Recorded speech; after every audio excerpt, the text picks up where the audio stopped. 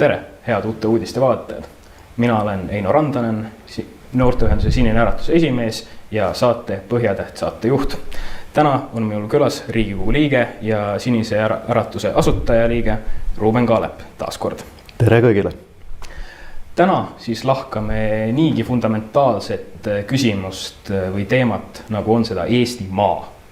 Ja Eesti maal võime siis mõelda Eesti territooriumi, Eesti loodust, seda, mis meie kõigi jalge all paikneb.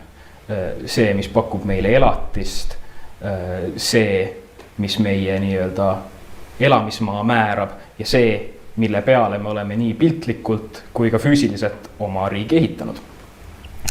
Ja tahaksin keskenduda täna sellele, et kuidas meie maaga ümber käiakse, kuidas seda kasutatakse, kuidas sellesse suhtutakse.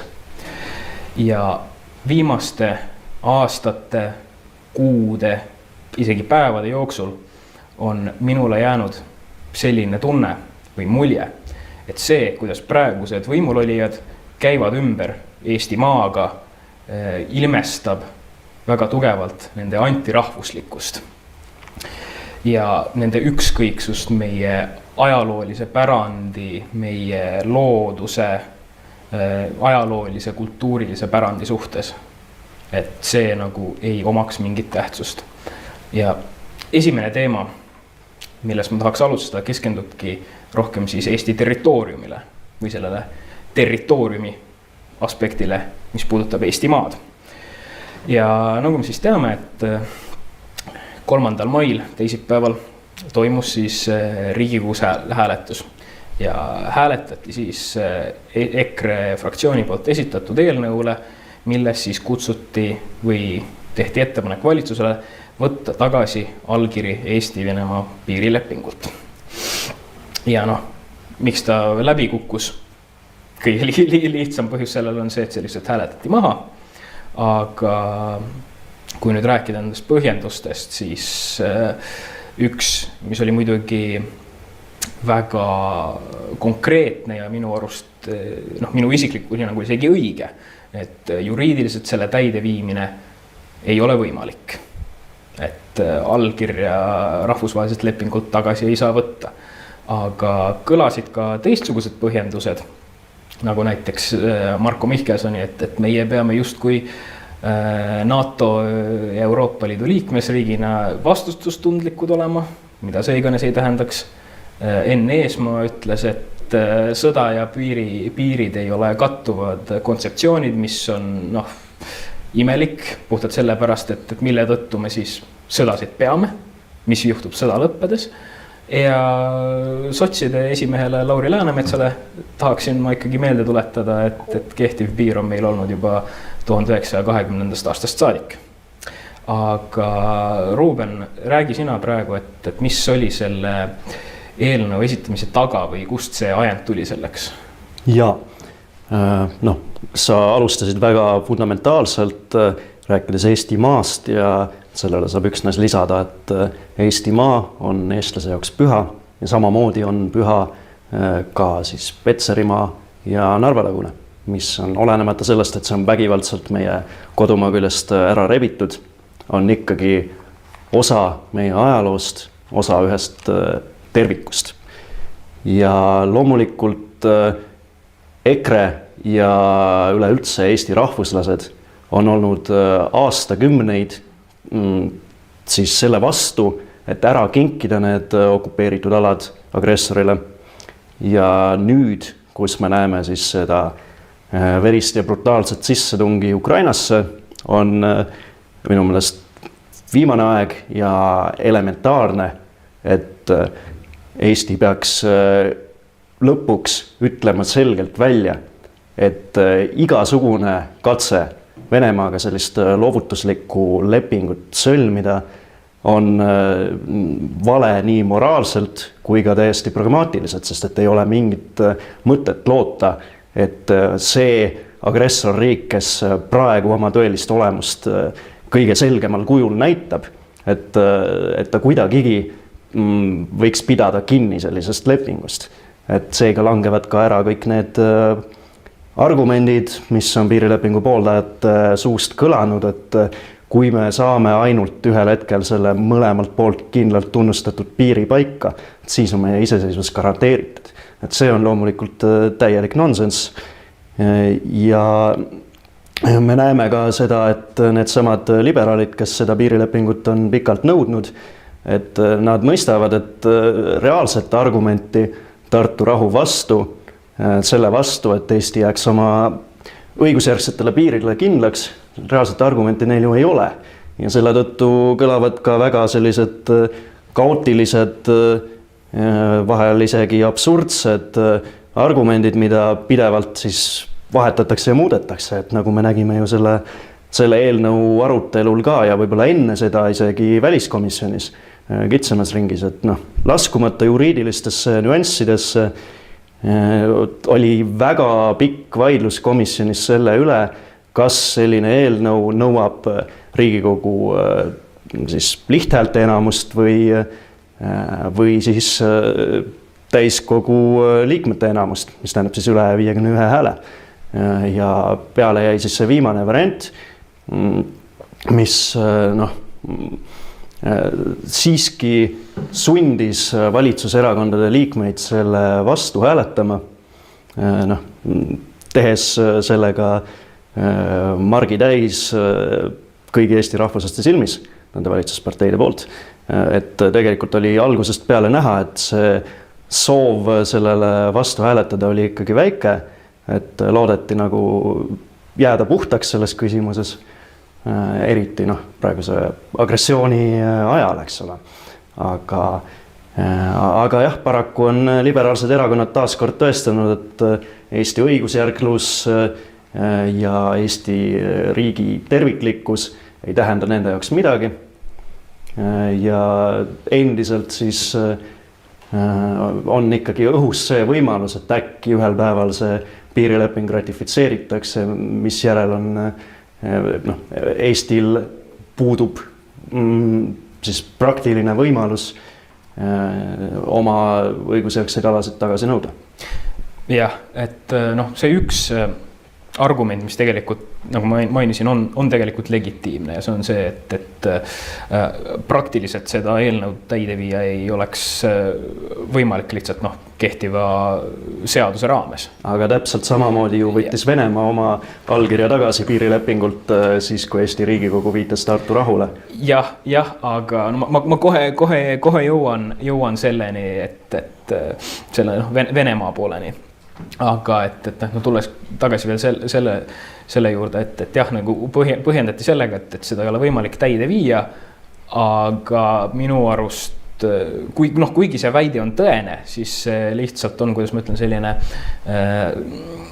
väga sobiv suitsukate selleks, et varjata nagu seda tõelist põhjust, miks sellele vastu hääletati, et nagu ma ütlesin, igasugune rahvuslik ilming on vastuvõetamatu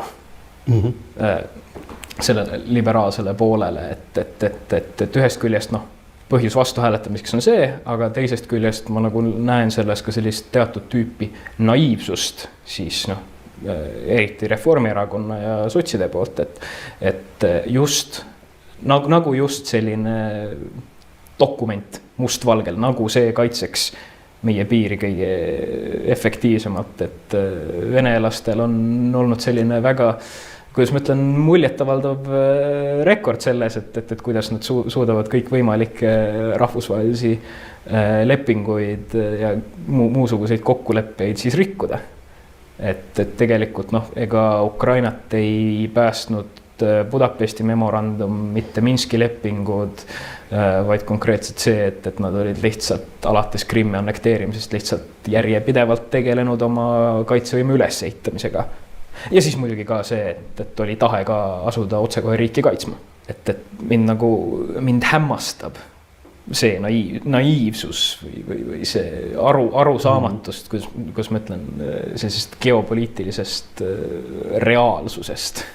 Selline patsifistlik naiivsus on tõesti üsna muret tekitav, et meenutame, et ainult aasta tagasi ju Eesti välisminister rääkis sellest, et nüüd peaks olema kõige parem aeg siis see uus piirileping ratifitseerida Venemaaga.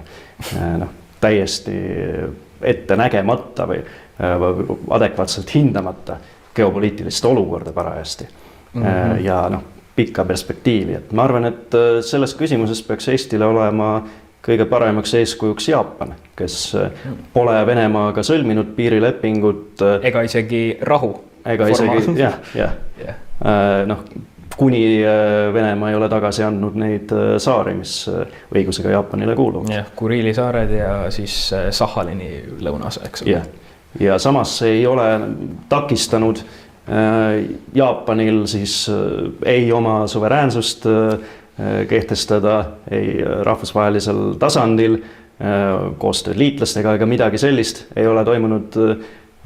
Mitte ühtegi probleemi ei ole Jaapanil olnud, mida samas väidetakse, et Eestil tekivad igasugused probleemid.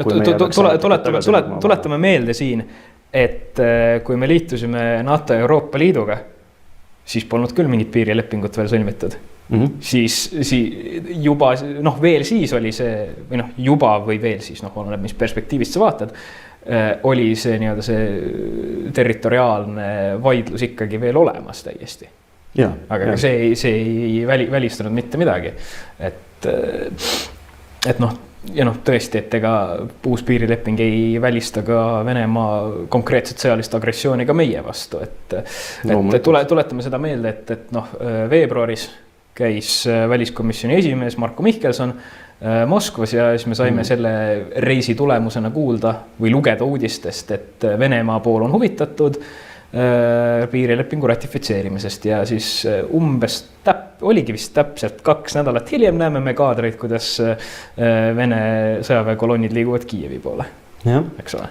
Läti ju sõlmis Venemaaga uue piirilepingu, oli see 2007 või 2008. Ja kas me saame öelda, et Läti suhted Venemaaga on sealt peale kuidagi paremaks läinud või et on neil parem olukord ükskõik millega, loomulikult mitte, et tegelikult Venemaa selline väga kaval lükke on olnud mängida kaardid nii pidi, et Baltimaadele tunduks, et see piirilepingu sõlmimine on meie enda huvides. Tegelikult see on loomulikult Venemaa huvides. Jah, täpselt, et võtame selle praeguse piirilepingu, kes sellest võidab? Kas Eesti saab sellest, kas me saame mingit maad tagasi? Ei saa, välja arvatud see väike imetilluke väike tükk seal. Saatse saabas. Saatse saabas ja siis väike imetilluke tükk seal Peipsi kaldal sealt, kust Narva jõgi algab. Mis on jäänud kuidagi sinna.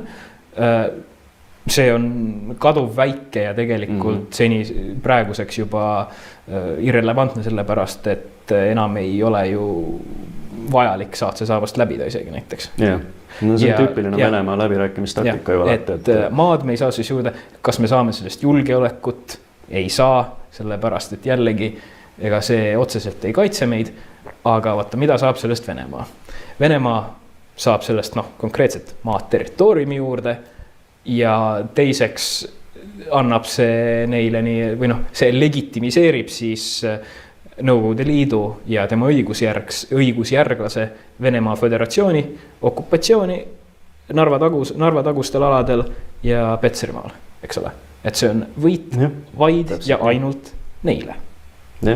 Mitte mingit kompensatsiooni me ei saa garantiisid sellele, et näiteks seal teisel pool piiri elavad setod või vadjalased, isurid. Nii vähe kui ka neid on, siis nad on ikkagi seal olemas ja nad on meie vennasrahvad. Täpselt nii. Ja siis muidugi üks tähtis aspekt on see, et mida Venemaa on korduvalt nõudnud ja mille sellele nõudmisele oleme meie ka nii-öelda vastu tulnud, on see, et igast piirilepingust jääksid välja viited Tartu rahule. Ehk siis meie oma riikluse ühele tähtsamale alusdokumendile. Et sellega me loobume nii-öelda Tartu rahust kui dokumendist, mis kinnistas meie oma riikluse. loobume maast, trambime sõna otseses mõttes vabadussõjas võidelnute ja langenute mälestuse peal, kelle kangelastegude tulemusena need maad tegelikult saadi ja ärgem unustagem siis ka neid inimesi, kes seal nendel maadel sündisid ja nende järeltulijaid. Et nendel on ikkagi veel vanad perekodud, võib-olla seal hauad, mida nad tahavad ikkagi külastada, et see on kõigest sellest loobumine. Taustal on üks väga huvitav asjaolu, millest üsna vähe räägitakse, puudutab rahvusvahelist õigust ja sellist lääneriikide ja suurriikide survet ka Euroopa rahvusriikidele ja see tuleneb Helsingi lepingust aastal 1975. Kui, mis on üldiselt teada on see, et lepiti kokku selles, et tol ajal kehtinud riigipiire ei muudeta. Mis ühtepidi siis see põhimõte lõi kõikuma siis, kui lagunes Nõukogude Liit ja paljud riigid vabanesid, aga asi, mis on vähem teada, on see, et selle lepingu põhimõtteks oli ka, et tollaseid halduspiire ei muudeta. Mis tähendab siis, et riigipiiride muutus on suurriikide jaoks aktsepteeritav seni kaua, kuni see järgib tollal kehtinud halduspiire. See oli muu hulgas põhjus, miks näiteks Kosovo iseseisvusel see osa Kosovo riigist, kus on serblased enamuses, et miks seda ei saanud jätta Serbiale. Yeah. Ja see on väga absurdne põhimõte tegelikult, mis ju on erinevaid probleeme tekitanud väga palju, sellised esimese maailmasõja stiilis etnilised konfliktid Ida-Euroopas siiski endiselt hõõguvad. Tänaseni välja. Ja tegelikult see on ka see, mis on selline võib-olla rahvusvahelisest kehtivatest normidest tulenev sihuke salajane alltekst, miks meie diplomaatiline eliit on siis Tartu rahu põhimõtete vastu. Sellepärast, et kusagilt on selline surve, et tuleb ikkagi lähtuda nendest Helsingi põhimõtetest 75. aasta halduspiiridest, olenemata sellest, et need eriti siis Nõukogude kontrolli all olnud aladel olid täiesti suvaliselt agressori poolt teise maailmasõja lõpus tõmmatud. Jah, ja kuivõrd tegelikult ju Eesti annekteerimist de jure ei tunnustatud, samuti ju siis Nõukogude Liidu viimastel aastatel kuulutati Molotovi-Ribbentropi pakti need salaprotokollid avalikuks ja siis okupatsioon annekteerimine illegaalseks, et kas need 75. aastaks tekkinud haldusüksuste muutused olid legitiimsemad kui Tartu rahu, kindlasti mitte. Loomulikult, et siin ongi küsimus see, et rahvusvahelises õiguses on nii palju erinevaid üksteisele vastukäivaid pretsedente, et lihtsalt see, millisest parajasti lähtutakse, sõltub ju puhtalt suurriikide huvidest ja suvast. Jah, see on, eks ta nii ole jah. Ja mis puudutab suurriikide tegutsemist, et ma pöördun veel kiiresti tagasi sellele põhjendusele, mida Marko Mihkelson välja tõi, et vaata, me peame vastutustundelikult käituma ärevas geopoliitilises olukorras. Jätame kõrvale täitsa selle, et Venemaa provotseerub niikuinii, et mitte, et mis iganes me ka ei teeks. Venemaa provotseerub niikuinii. See on mõttetu argument. Aga teiseks siin nagu ma ütlesin, me peame vastutustundlikud olema, kuna me oleme Euroopa Liidu ja NATO liikmed.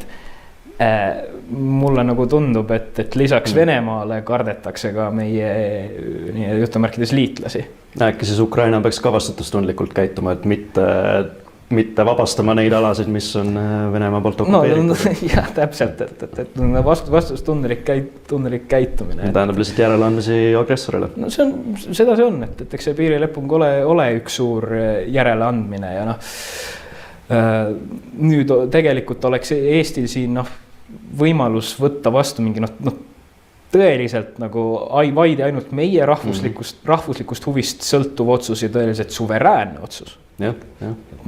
Üks kord ka nagu võiks midagi sellist olla, et sellist noh, suveräänsuse või suveräänseid või rahvuslikke ilminguid on nii vähe olnud, et võiks nagu midagi tulla. Ja noh, ma arvan, et kuidas sellega on kõige targem, mitte otseselt kõige lihtsam, aga kõige teostatavam viis sellega edasi minna on see, et püüda lihtsalt luua sellist poliitilist konsensust selle osas, et seda ratifitseerimise protsessi ei võetaks nagu menetlusse.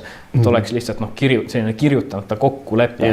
Eelmise valitsuse seda ei tee. No eelmise valitsuse ajal see oligi väga huvitavalt just koalitsioonileppesse kirjutamata, aga ikkagi kusagil võimukoridorides kokku lepitud. Aga vaata, miks ta oli? Sellepärast, et valitsuses olid rahvuslased. Eks ole?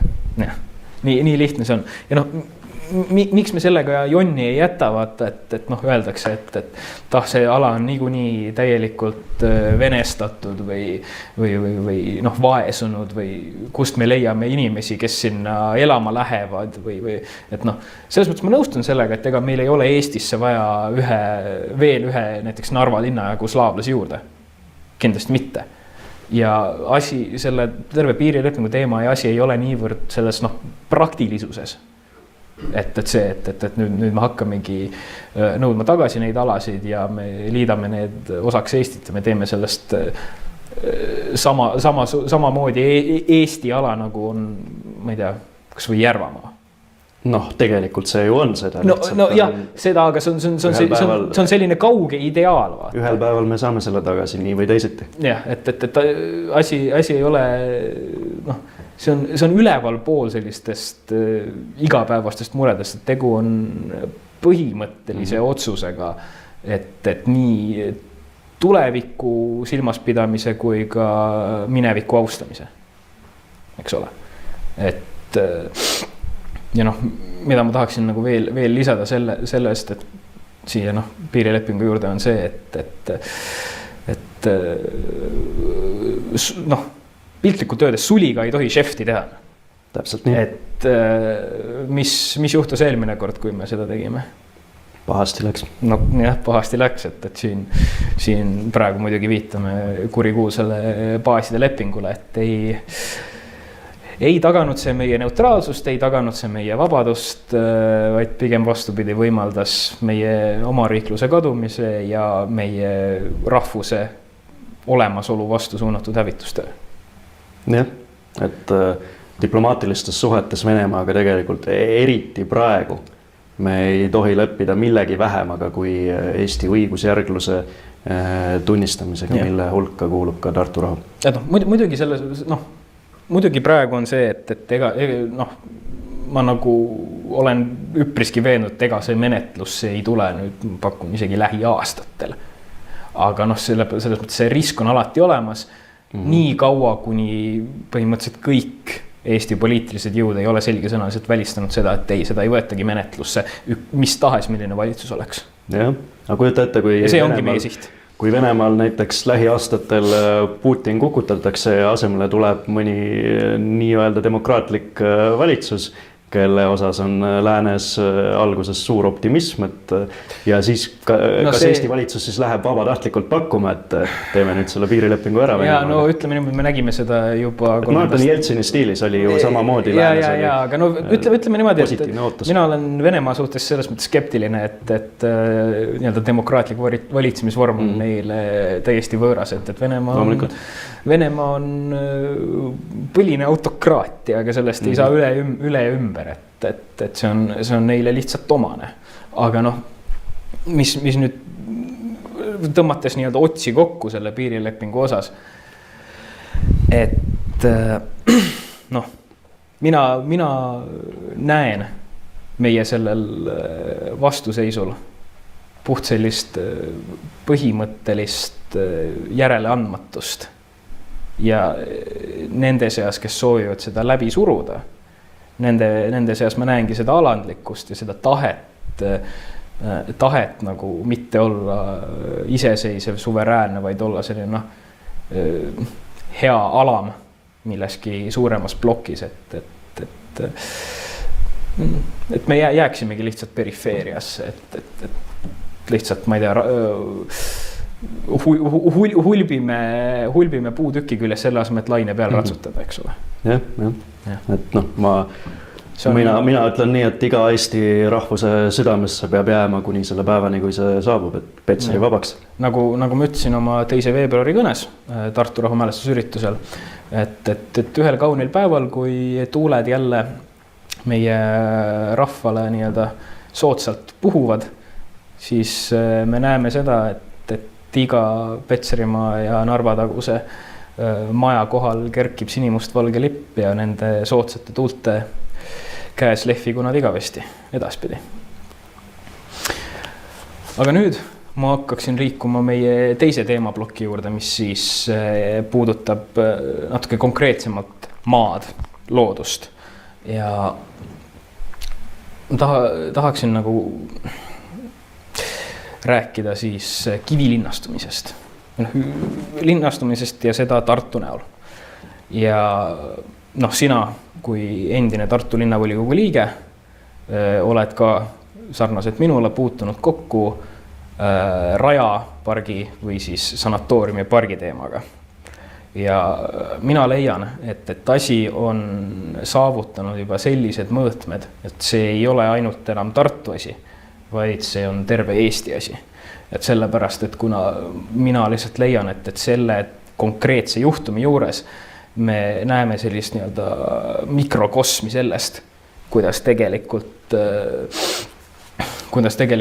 tahetakse meie looduspärandit, kultuurilist pärandit, ajaloolist pärandit hävitada. See on jällegi see antirahvuslik teema, eks ole.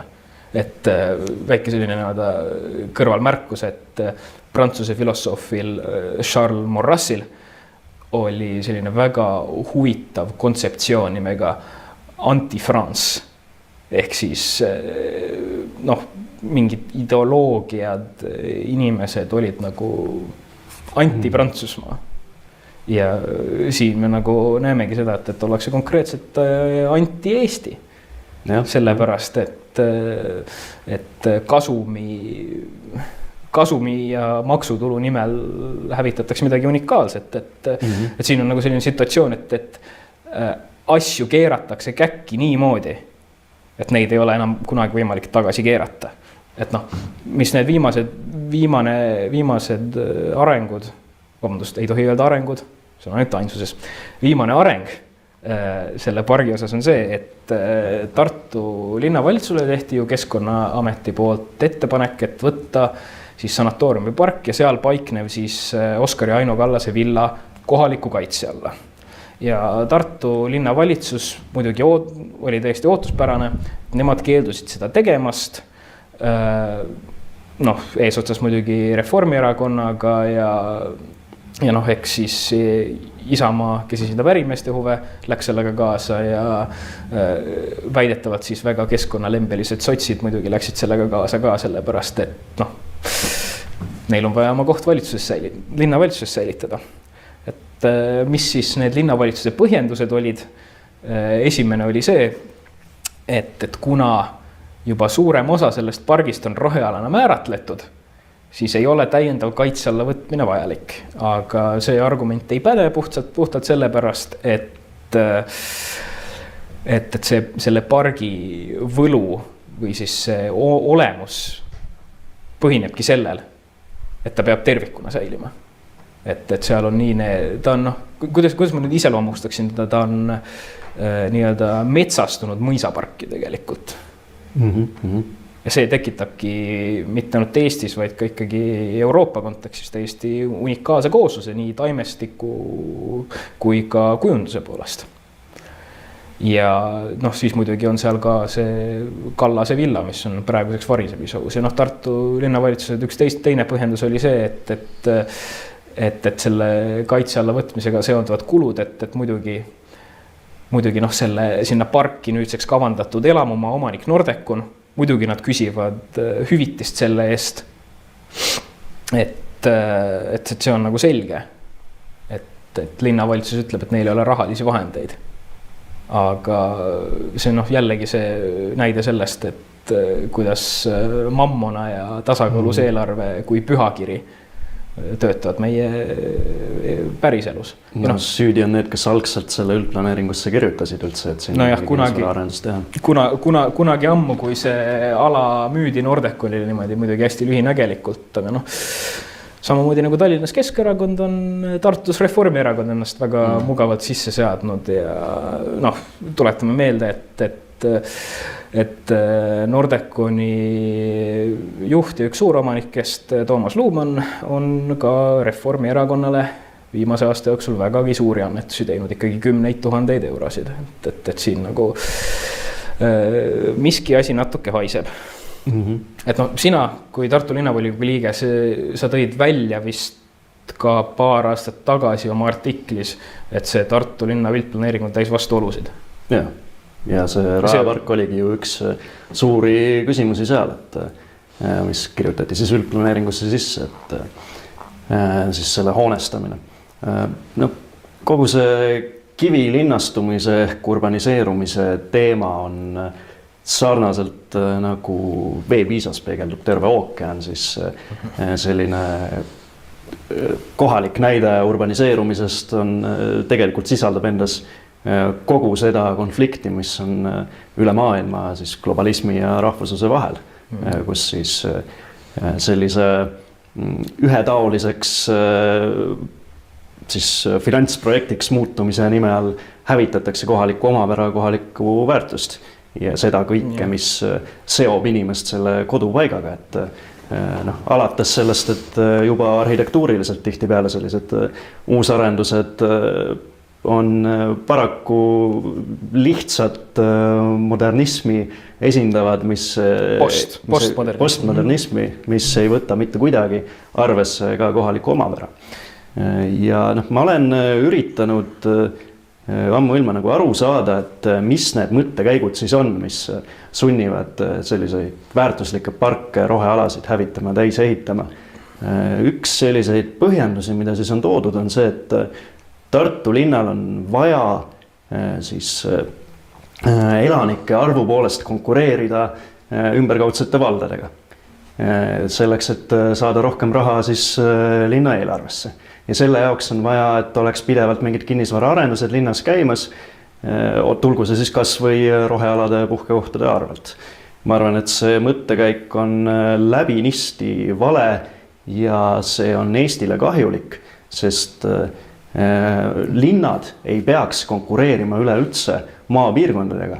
Eesti üks suurimaid probleeme, nii demograafiliselt kui kultuuriliselt, kui üldse olemuslikult on ju ikkagi maakohtade tühjaks jäämine ja inimeste kolimine kõigepealt suurlinnadesse ja siis sealt kaudu ka välismaale lõpuks. Ma toon kiiresti tagasi nüüd siia Tartu peale kiiresti, et eks see kõik taandub selleks, et mängus on lihtsalt raha, vaid ja ainult raha ja see on selline, kuidas ma ütlen, muidugi see on, ma ütleks, on Reformierakonnale kui sotsiaal- ja majandusliberaalsele erakonnale vägagi omane selline üdini utilitaristlik mõtlemisviis, et loeb ja vaid ainult, Aga see on väga kurb pilt, kui me näeme, et tõsise näoga siis linnaisad räägivad, et see on suur probleem, et raha läheb maale sisuliselt. Ja siis selle tõttu me peame parke maha võtma hakkama. See on ju see, millele see argument tegelikult taandub. Ja siis valglinnastumist tuuakse välja mingi väga halva näitena. Tihtipeale on seal ka sellised näotud uusrajoonid, eks ole, linna äärde tekkimas, aga see ei ole sugugi nii suur probleem, kui seda tehakse. On seal siis varem põllumaa, heinamaa, aga seda reeglina ei tehta mingite puhkemetsade või parkide arvelt. Mis minule, olen kui Tartu linna keskkonnakomisjoni liikmena, nagu ma olen seda teemat nüüd jälle muidugi hästi lähedalt kuulnud ja mis mind lihtsalt paneb nagu imestama ja nagu tõesti paneb mind halvasti tundma ja isegi ajab vihale. See täielik, kuidas ma ütlen, hoolimatus sellest rahvatervislikust, looduslikust, kultuurilisest, ajaloolisest aspektist, täielik hoolimatus. ja see lihtsalt siis mida ma olen kuulnud nii erinevatelt linnaametnikelt kui ka abilinnapea Kangilaskilt, et see otsused, mille linnavalitsus tegi, et ei, me ei toeta kaitse alla võtmist, kuna see maa on juba maha müüdud ja Nordecon tahab sinna ehitada, et siis see maskeeritakse sellise ümmarguse kantseliitliku pläma taha, millest näeb igagi natukenegi mõtlev inimene kohe läbi. Eks ole? Sellele saab pikemas plaanis olla ainult üks lõplik lahendus, mis oleks siis see, mis päriselt viib tagasi fookusesse just maapiirkonnad, Eesti kui terviku siis juhtimise, planeerimise ja nii edasi, on vaja taastada uue haldusreformiga tugev maakonna tasand, mis on Eestis ajalooliselt olnud ikkagi see tasand, kus tegelikult juhitakse kohalikku elu ja kus linnad ja maa saaksid töötada sümbioosist, nii nagu metsas puud ja seened on omavahel sümbioosis, eks ole.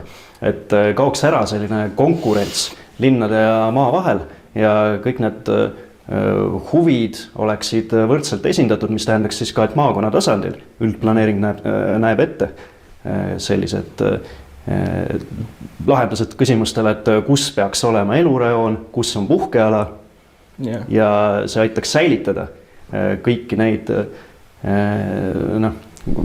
rääkides siis kas parkidest, metsadest, muudest poollooduslikest kooslustest, kõigist nendest väärtuslikest paikadest Eestis, mida meil on nii palju säilinud ja võrreldes näiteks Lääne-Euroopa urbaniseerunud piirkondadega, et see on väärtus, mida me kahjuks ei oska veel piisavalt hinnata, et seda mitte esimesel võimalusel rahaks teha. Jah, et nagu see terve see läbiv teema muidugi selle ploki juures meil nüüd ongi see, et see, mis seal Tartus toimub tegelikult, see ongi nagu peegeldus tervest Eestist tegelikult. Et mis nüüd puudutab konkreetselt seda Tartu teemat, siis Raja sanatooriumi parki, siis nii-öelda meie eesmärk oli ikkagi, et me saame meie kui EKRE eesmärk oli see, et saaksime jõuaksime mingi konsensuslikule otsusele, nähakse, et tegelikult, et milline väärtus sellega on kuulatud eksperte nii looduskaitse kui ka ajaloo ja kultuuriloo valdkonnast, aga lihtsalt ei võetud kuulda. Kuulati, aga ei võetud kuulda, kui sa saad aru, millele ma mõtlen. Ja nüüd me olemegi jõudnud sellisesse faasi, et enam ei piisa sellest komisjonis istumisest ja arutamisest, et nüüd ongi nagu tõesti aeg tuua see teema terve Eesti teadvusesse ja nii-öelda panna tuli tule vastu, eks ole. Jah, see on see, mida ma olen kogu aeg rääkinud, et vältimatu osa uuest rahvuslikust ärkamisest, rahvusliku eneseteadvuse tõusust on see, et me näeme Eestit, Eesti rahvust, Eesti maad ühe tervikliku organismina, mis tähendab seda, et meil on tõeline rahvuskonservatiivne keskkonnakaitse, et me tunnetame seda väärtust, mis teeb meid omapäraseks suuresti kogu maailmas. Yeah. Et see on see, millest üleüldse rahvuslus alguse saab, on ikkagi selline terviklik ökoloogiline maailmatunnetus. Yeah. Ja mis puudutab veel kiiresti seda Aino ja Oskar Kallase villat, mis seal pargis on lagunemisohus praegu, siis see võitlus ei piirdu ainult Eestiga, vaid ta laieneb ka muidugi Aino Kallase tõttu ka Soome. Et siin on ühine võitlus siis eestlaste ja soomlaste koos. Kuidas ma ütlen, sellise lühinägeliku hävitava mammona kummarduse vastu. Et see teema nagu ma ütlesin, see ei piirdu Tartuga. Me laiendame seda terve Eesti peale ja me teeme häält. Ja selle tõttu ma kutsungi üles igat vaatajat allkirjastama siis petitsiooni e-keskkonnas petitsioon.ee siis Tartu sanatooriumi pargi kaitseks. Et üheskoos oleme tugevamad, mida rohkem allkirju seal on, seda parem alati. Aga siinkohal ma hakkaksin tegelikult saate otsi kokku tõmbama nii-öelda, et Ruuben, ma tänan sind väga tulemast. Ja kui tõesti vaatajatel on veel mingeid küsimusi, kas siis selle teema kohta, meie kui Sinise Äratuse poliitika tegevuse kohta, siis 27. mail toimuvad meil telgikampaania tutvumisüritused nii Tallinnas kui ka Tartus samaaegselt, et kui keegi soovib, siis võib alati tutvuma tulla. Aga mina omalt poolt siis tänan kõiki vaatajaid, tänan veel kord, Ruuben, sind tulemast ja meie kohtume varsti juba järgmises saates. Aitäh teile! Aitäh vaatamast ja peatse kohtumisele!